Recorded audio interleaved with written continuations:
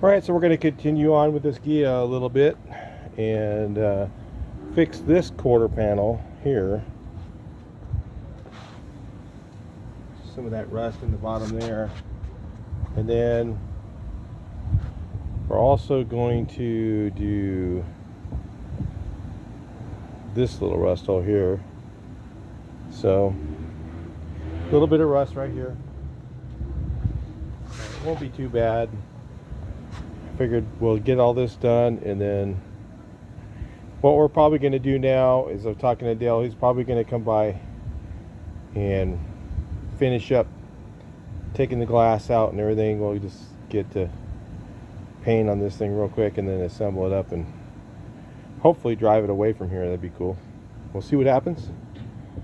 We don't know, and it's all up to him. So anyway, I'm just going to go ahead and finish this little bit of rust repair here, and then we will move on to the next part of this.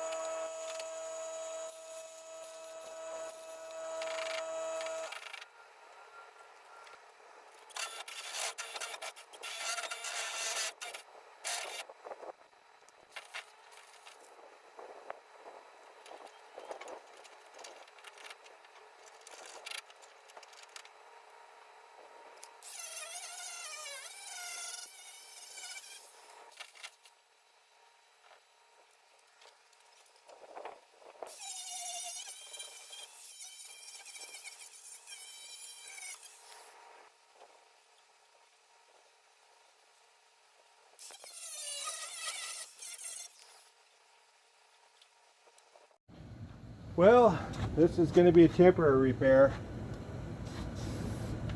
This could be ongoing for the life of one of these. So I'm just going to use this stuff. It doesn't have as strong a chemical in it, but it's better than nothing. I'll throw a patch on there and tack weld it in. I'll, put some paint on there too. And throw a patch on there and tack weld it in and fill it. Looks like last time there was a wreck here or something. So something's going on with this old quarter.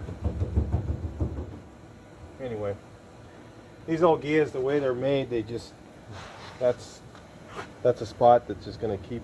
There was like some foam pieces back in there, and one of those areas it'll probably rust again.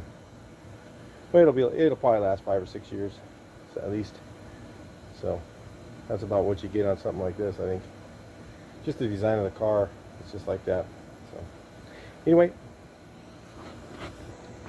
this one back here, let me get you guys back in the right spot here, is a little bit more difficult than we were hoping to, because if you look here, it's rusted out on the inside too, and it kind of needs some of that strength for the bumper. So again, this might be, this will be a 5 to 10 year repair on this. So on this car, one of these Ghias, I think you're just gonna have maintenance. Just the way they're designed, they just had too many. It's worse than a bus. Too many places for water to sit. So it's got a hole in there too, which I'm not gonna fix that. I'm just gonna fix this. So water's gonna get in there. I'll just put some holes in the bottom, give it a drain spot, and then it won't rust too quickly. It'll take a while.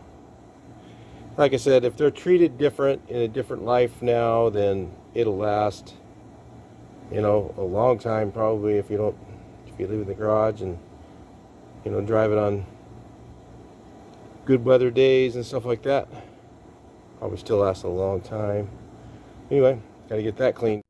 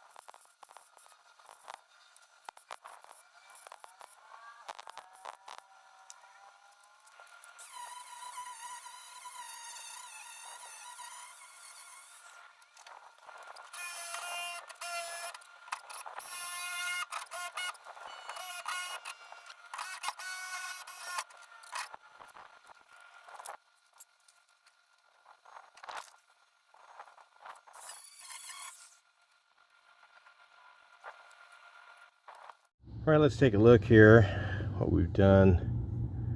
And you just put this up there and then work that into place. Say weld right along here, weld right here, and then hammer this into place, shape it. Once I've got a couple welds, I'm just gonna put like a weld right here, one right there maybe, and then just hammer, leave this part loose so it can be hammered into shape. And the bumper goes right here. It's below the bumper line. It actually fakes into it underneath it. You'd never see it even if it was a little wavy or anything. So I think I'm just gonna, you know, I could do cut and butt on this if I wanted to, but there's really no need to do that. I'm just gonna lap it and just weld it and fill it. It'll be good enough.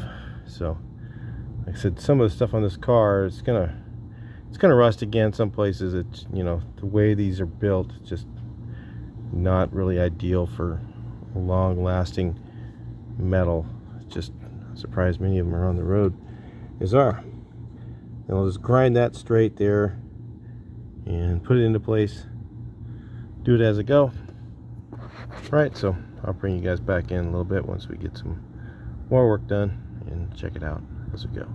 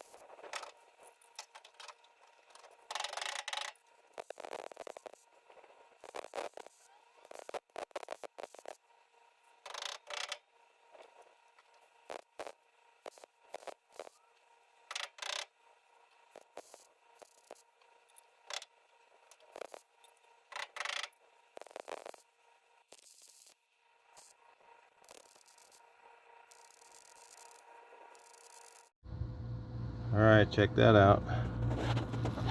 It's not too bad. Just a little filler in there below the bumper that nobody's ever gonna see, and it'll be looking pretty good.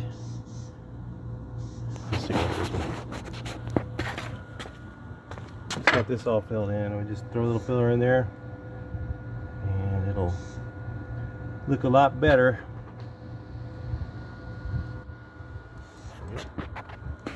Looking good. Alright, it's pretty much got the shape. Throw a little something on there to fill it in. It's kind of squared a little bit, but you just round it up a little bit and it's done. Throw some filler on there and take a look at it.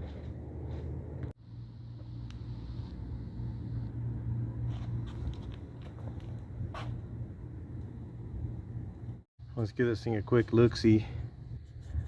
It's got a couple low spots right there. Look, needs a little bit of glazing or filler, but overall, I mean, I sanded this thing for about, I think about 1.5 minutes or 2 minutes at the most. Honestly, I didn't spend much time. And then the same thing over there, just D8'd it up. And then let's look at it and just see. This is a high spot right here, okay, and the bumper goes right there. So you tell me, should we fix it? I'll let you do it on your car. I'm not gonna. Let's get on here.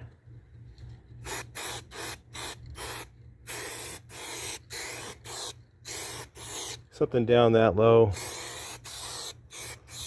on the body line, you really don't see it after it's painted, but it's going to get some more work done before it's done. This is the same thing. It's a little low, it needs more work, but at the end of the day, I always like to prime everything. So a lot of times I'll use this if it's going to be outside. You don't want that flash rust, or all of a sudden you get too much moisture on there and that Bondo's sanded and it's open. It's not good. Soaks in there like a sponge sometimes. It's not that bad, really. Some people really make a big deal out of that. It's not that big a deal. Just if you have it out there and you're washing the car and soaking it, or it's raining all day, and that's going to be a problem. But anyway, there we go. That's it for those spots. Looks a whole lot better than a rust hull. And all it would take again is a little bit of glaze, a little bit of guide coat, sand it real quick, find all those spots, put some glazing on there, and give it a quick sand. Put some real primer on it. Block it one more time, and it's done. There'll be a little bit of a spot there, you know, where it blends in, you know, where the thing is, so where the bumper is, but you won't see it. So anyway, talk to you in the next one. Please like, share, and subscribe.